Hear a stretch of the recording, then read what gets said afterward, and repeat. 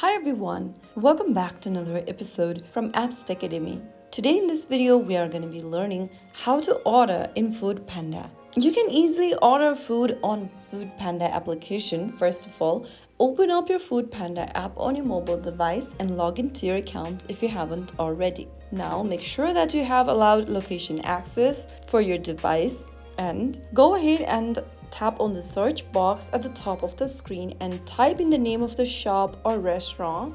You can use filter or categories like fast food, pizza, or nearby.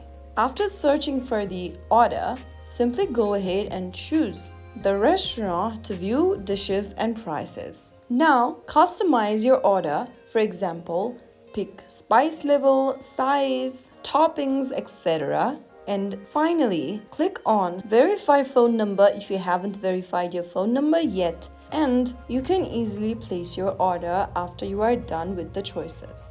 And that's how you can easily make an order in Foodpanda. If you found the video to be helpful, don't forget to like, share, and subscribe to the channel. I'll see you in the next episode. Thank you for watching.